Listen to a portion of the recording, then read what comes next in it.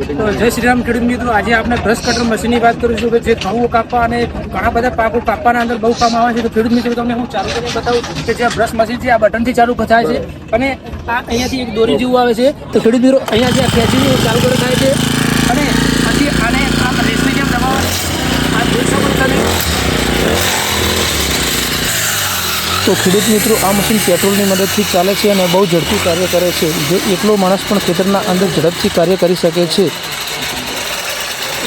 આવી રીતે આપણે ઘઉં અને ઘણા બધા પાકોની અંદર કટિંગ કરવું હોય તો આવી રીતે બ્રશ મશીનથી આપણે કટિંગ કરી શકીએ છીએ અને આ ઘઉં કાપવા અને આવા બધા પાકો કાપવામાં બહુ ઉપયોગી આવે છે. બાજરી, ઓટ બધું.